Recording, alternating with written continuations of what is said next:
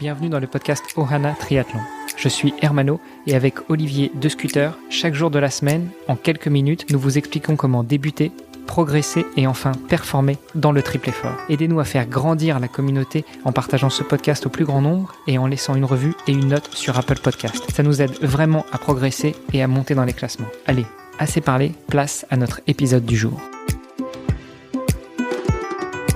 Salut les sportifs, c'est Hermano et vous êtes sur l'épisode de jeudi du podcast Ohana. À mes côtés, toujours Olivier de Scooter. Salut Olivier. Salut Hermano. Et Olivier Van Help. Salut. Salut Hermano. Messieurs, ça y est, c'est parti, on en parle, on se lance dans la conquête des Ardennes. Allez, chaud.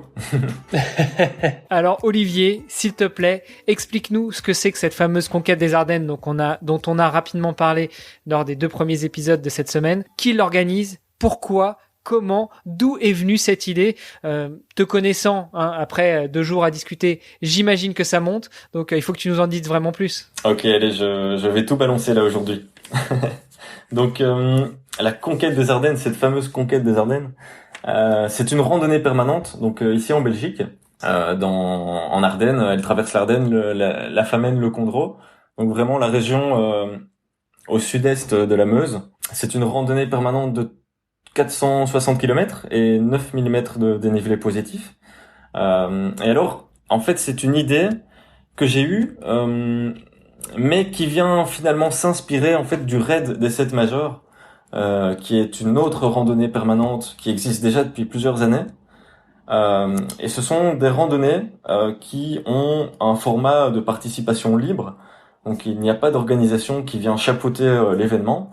Donc, si par exemple toi tu as envie de faire la conquête des Ardennes, les 7 majeurs ou même encore l'Homo Marteau, c'est une 3e randonnée du genre, tu n'as qu'à télécharger le GPX, donc la trace, tu vas faire ton activité quand tu veux et tu viens ensuite envoyer ta trace GPX ou ta trace Strava pour avoir une homologation et donc reconnaître que ton activité a été tu as fait la conquête des Ardennes en par exemple moins de 24 heures, moins de 48 heures ou sur une saison, parce que ça c'est un autre point qui vient être une caractéristique de la conquête et qui s'inspire aussi des 7 majeurs, c'est que ce sont des randonnées permanentes certes, mais il y a des objectifs, chacun peut la faire comme il veut, mais en fonction du temps avec lequel tu vas parcourir la boucle, eh bien tu pourras accéder à différents grades. Donc tu as rajouté une couche de gamification dans cette conquête. Voilà, et ça existait en fait déjà sur les 7 majeurs.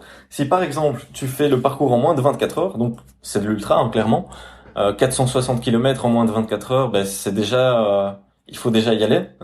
Il n'y a pas beaucoup de temps pour les pauses. Si tu le fais en moins de 24 heures, tu accèdes au grade de chasseur ardennais. Alors pourquoi chasseur ardennais? Pour rendre hommage en fait aux valeureux soldats qui ont défendu nos libertés le siècle dernier.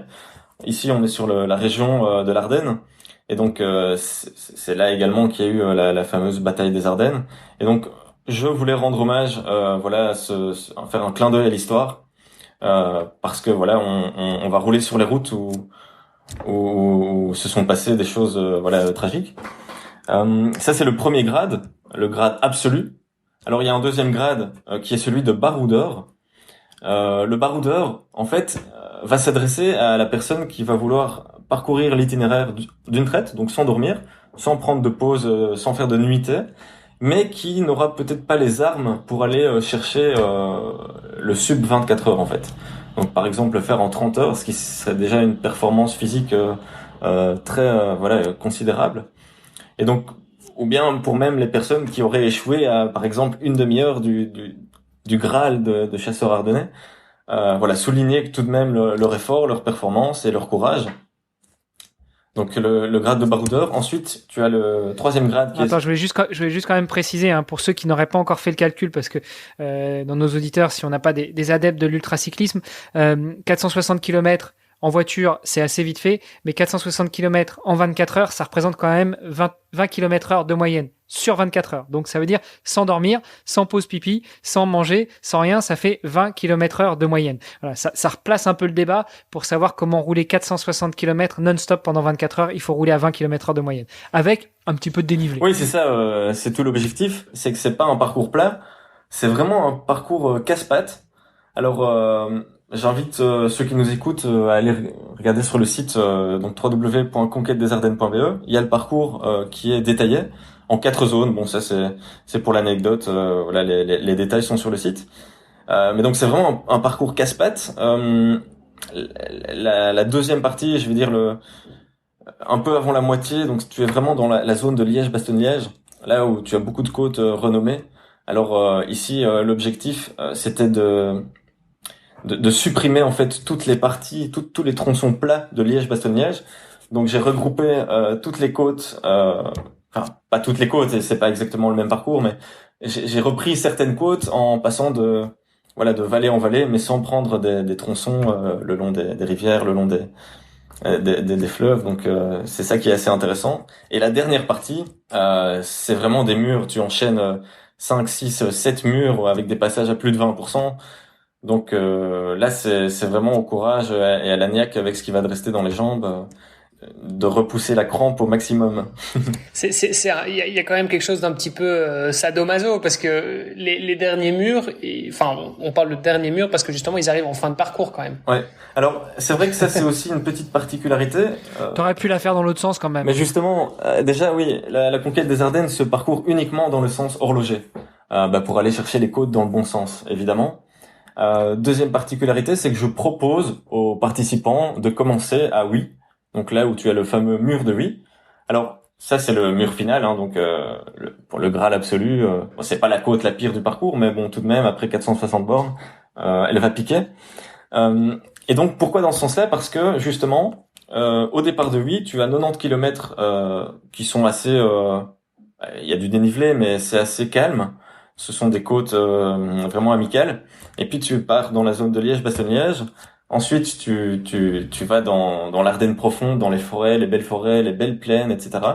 Et à la fin, vraiment, tu as les murs pour corser le tout. Une fois que tu es vraiment bien fatigué, que t'en peux plus, la langue qui lèche le bitume, eh bien voilà, tu dois te coltiner voilà, une petite série de murs. Je recommande des développements assez faciles en termes de plateau vitesse pour participer à la conquête des Ardennes. Pourquoi est-ce que tu l'as fait dans ce sens-là? C'est juste parce que à la fin, on est censé avoir mangé, bu, fait son pipi, son caca, donc on est plus léger, donc c'est plus facile à monter, c'est ça? Ah, ça pourrait être une explication. Non, je l'ai fait vraiment par principe de sadomasochisme, hein, donc.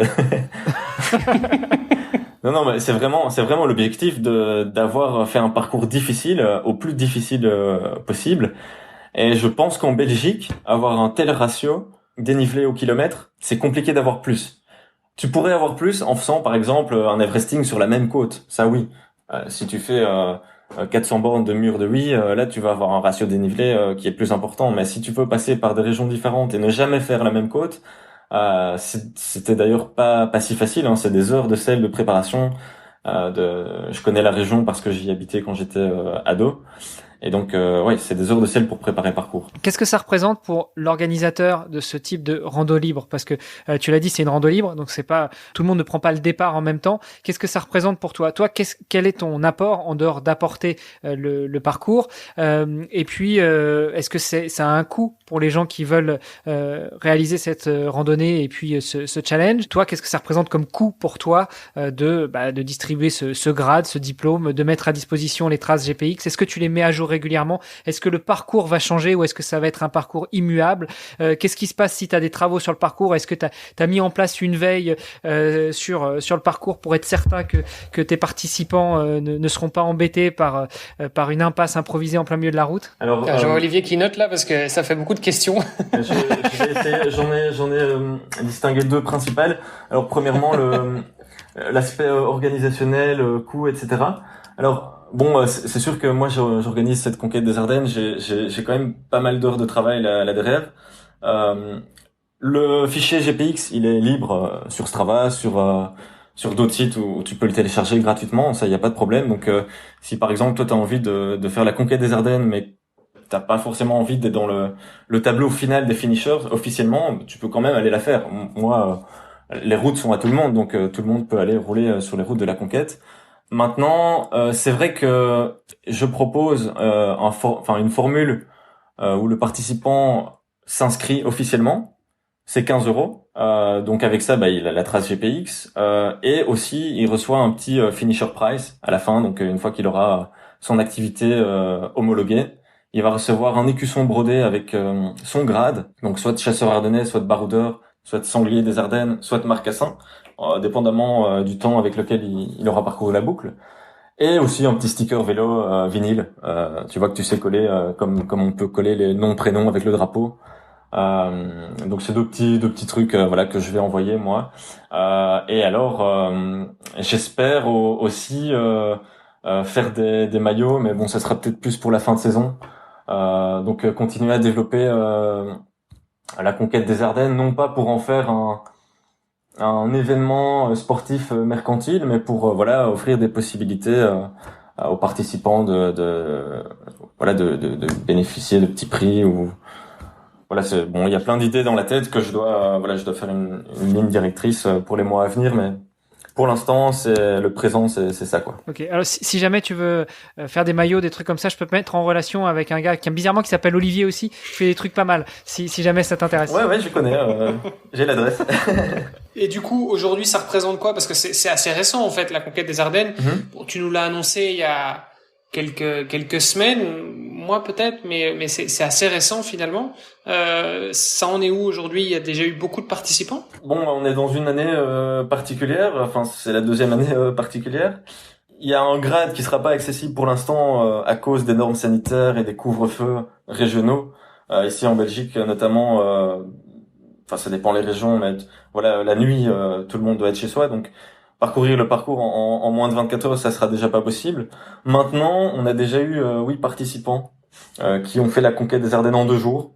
Donc là, ils sont partis de 8. Ils ont fait une nuitée à La Roche-en-Ardenne. En fait, La Roche-en-Ardenne, c'est une petite ville touristique assez sympa, mais assez authentique. Et donc, il y a pas mal d'endroits pour loger à cet endroit-là. Donc oui, on a eu 8 participants pour l'instant. Il y a presque 40 inscrits pour mars, avril, mai.